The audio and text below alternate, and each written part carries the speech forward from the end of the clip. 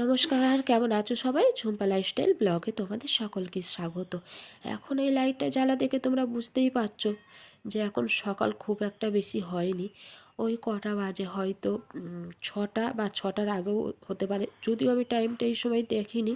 তবে এই কদিন ধরে নেই আমার বরের খুব তাড়াতাড়ি ঘুমটা ভেঙেও যাচ্ছে।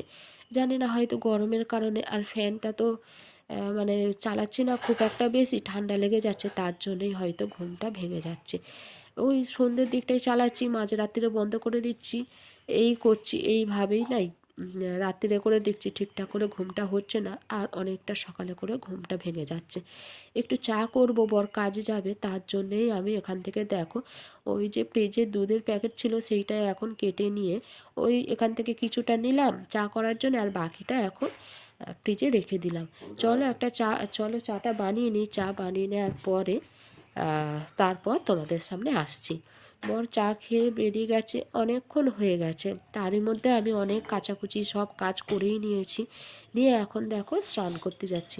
এখন কটা বাজে, হয়তো এখন 8:30 এরকম বাজে। তো 8:30টার সময় করে স্নানটা সেরে নিচ্ছি, স্নানটা করে নেব, নিয়ে আর পুজোটা করব। তারপরে যেতে হবে আবার আমাকে আজকে বাজারে। বাজারে যেতে হওয়ার কারণ ফ্রিজেতে একটুও মাছ নেই, আর মাছ আনতে যেতে হবে। আর যেহেতু পরে ভয়েস দিচ্ছি, তাই আমি বললাম যে কাকু আজকে আমাদের এই সামনে থেকে, যার কাছ থেকে মাছ নেই, উনি আজকে বসেনি, তার জন্যেই আমাকে আজকে বাজারে যেতে হবে। তাই এইদিকের কাজটা গুছিয়ে নিয়ে তারপরে যাব বাজারে। চলো, শান্ত হয়ে গেছে, ঠাকুর পুজোটা দিয়ে নিই। ঠাকুর পুজো দিয়ে কিছুটা সময় দাঁড়াবো, তারপর বাসনগুলো তুলবো, তুলে বাসনগুলো ধুয়ে রেখে দিয়ে তারপর যাব বাজারে। চলো, ওইদিকে বাজার থেকে চলে এসেছি, বাজার থেকে নিয়ে এসেছি মাছ, আর নিয়ে এসেছি নরম নরম ডাঁটা, আর এনেছি সজনে ডাঁটা, আর এনেছি কলমি শাক। তবে ফ্রিজে সবজি আছে, আজকে আর সেই সবজিগুলো বের করিনি। আজকে আমার এই নরম নরম ডাঁটা দিয়ে, সজনে ডাঁটা দিয়ে আলু দিয়ে মাছের ঝোল খাওয়ার এত ইচ্ছা হলো, কি বলবো তোমাদের। কি যে অসম্ভব সুন্দর হয় এইভাবে রান্নাটা করলে, দারুণ লাগে খেতে বন্ধু, বিশ্বাস করো। তোমরা যারা খেয়েছো তারা তো জানবেই যে এই নরম নরম ডাঁটা দিয়ে মাছের ঝোল বানালে খুব টেস্ট হয়। আর যারা খাওনি, একবার আমার কথা শুনে এইভাবে রান্না করে খেও, দেখবে দারুণ লাগে খেতে। আমার বর তো খুব পছন্দ করে, আর সাথে আমিও, আমরা দুজনেই খুব ভালো খাই বলে এই রান্নাটা, তাই বেশিরভাগই দেখবে আমি এই ডাঁটা দিয়ে মাছের ঝোলটা বানাই। খুব ভালো লাগে, আর একদম নরম নরম ডাঁটা তো, দু একটা তো তবু আঁশ হয়েছে, আর বাকিগুলো তো একটু আঁশ ছাড়াতে লাগেনি, এত সুন্দর ডাঁটাগুলো। চলো, এই যে মাছ নিয়ে এসেছি, মাছের অবস্থা দেখে বুঝতে পারছো এই মাছটা নিয়ে আমাকে যুদ্ধ করতে হবে। এই দেখো, সব থেকে ভালো জিনিস পেয়েছি, মাছের তেল। কলমি শাক কেটে নিয়েছি, এইদিকে দু রকম মানে দু সাইডে পেঁয়াজ কেটে রেখে দিয়েছি, একটা যাবে মাছের তেলে আর একটা যাবে কলমি শাক ভাজায়, আর ওইদিকে ডাঁটা আলু টমেটো কেটে রেখেছি, সব ভাগ ভাগ করে রেখে দিয়েছি। চলো, ননদিনীর সাথে গল্প করতে করতে মাছটা ছাড়িয়ে নিই।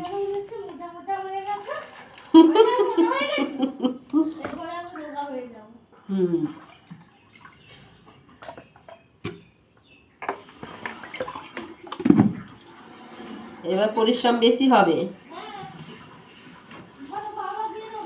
হ্যাঁ,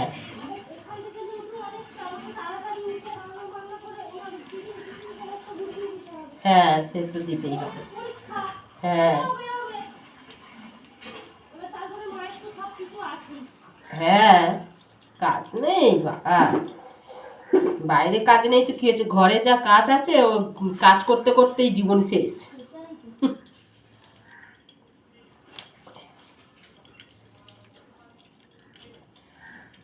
বাড়িতে একটা পেশেন্ট থাকা মানে না, চাপ বিশাল। হ্যাঁ, হ্যাঁ, এখন টাইম টাইম বাই টাইম যে দিতে কাকুর হবে। থেকে মাছ নিই, সেই কাকু আজকে মাছ নিয়ে বসেনি, তাই অন্য একজনের থেকে মাছ নিয়ে এসেছি। কি অবস্থা দেখো না, আঁশ ছাড়িয়ে দেয়। আঁশ ছাড়িয়ে দেয় না, আর এই হাতের নখগুলো সবে একটু বেড়েছে, হয়ে যাবে গল্প, আজকেই ভেঙে যাবে। হ্যাঁ, ও হ্যাঁ, হ্যাঁ হ্যাঁ এবার ওটাকে একটু ধুয়ে রেখে দেবে, এবার ওইটাই ভালো করে নখটাকে ওর মধ্যে দিয়ে ওটা পুরো ইয়ে করে করে ঘোরাবে, যেভাবে ওই বাচ্চাদের লেবুর রস করে হ্যাঁ এরকম ভাবে পুরো নখের মধ্যে ওটা চারপাশটা ভালো করে ইয়ে করবে। হ্যাঁ করলে শক্ত হয়। হ্যাঁ করলে বাহ। নখটা শক্ত হয়। ধোবে না কিন্তু হাতটা। ও রেখে দিতে হবে ওইভাবে। ওরকম 10-15 মিনিট রেখে দেবে, হুম রেখে দিলে নখ হ্যাঁ ও যখনই বানাই তখনই কিছু না কিছু কাজ হয়, কাচাকুচি করতে গিয়ে আমার নখ যায়, আর তা নাহলে ইয়েতে। আমার নখ পুরোপুরি শক্ত। হ্যাঁ আর আমার নখ খুব নরম গো, এই একটুতেই ন্যাদ ন্যাদ করে একটু। বলি তো ওই রকম পাতলা ছিল। হুম ওর ওই রকম করে করে করে করে এখন ওর নখ ভালোই শক্ত। কত কষ্ট করে বানাই বলো। এই গরম পড়তে ধরো পাতি লেবু তো খাওয়াই হবে। হ্যাঁ সে তো বাবা, সেটাই লেবু সবসময় ফ্রিজে রাখতে হবে এবার এই গরমে, তো একটু শরবত করে দেওয়া এই ভাতের সাথে এবারে মানুষের বাড়িতে কিছু থাকুক না থাকুক কোথায় লেবুটা মানুষ পাবে। পাবেই।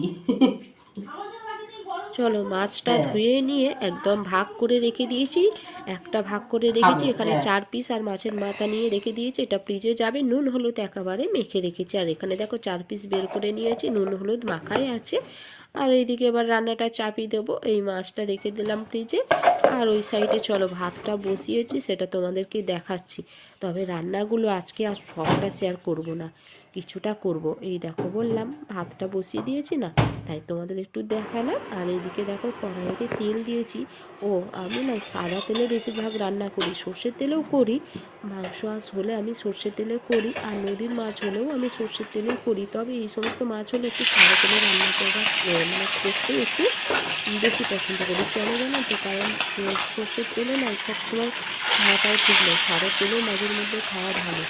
আর সাদা তেলে রান্নাটা করলে না আমার যেমন না দেখেছি যে ওর একটু গ্যাসের সমস্যা হয়, তাই এই সাদা তেলে রান্না করলে ওর অতটা সমস্যা হয় না। তাই আমি মাঝে মধ্যেই সাদা তেলে রান্না করি আর সর্ষে তেলেও করি, তবে দু রকমই করি। চলো এদিকে মাছটা ভেজে নিই, মাছটা ভাজার পরে আমি তারপরে ওই ঝোলের জন্য আলু ভাজবো, আলুটা ভেজে নিয়ে তারপরে একদম ভাজা মশলা দেওয়া সব কিছু দিয়ে দেবো।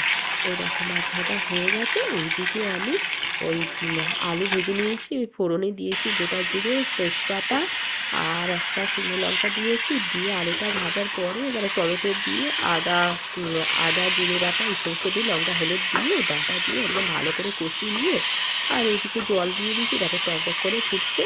এই রান্নাটা ঝোলটা হয়ে গেলে, মাছের ঝোলটা হয়ে গেলে ওইদিকে আমি কলমি শাক ভাজাটা করবো। কলমি শাক ভাজাটা হয়নি, আর তারপর লাস্টে মাছের তেল করব। চলো রান্নাগুলো ঝটপট করে নিয়ে একদম বাসন টাসন মেজে নিয়ে জায়গাগুলো ভালো করে পরিষ্কার করে নিয়েছি। আর এখানেও দেখো ইন্ডাকশানটাও মুছে নিয়েছি। চলো রান্নাগুলো দেখিয়ে দিই।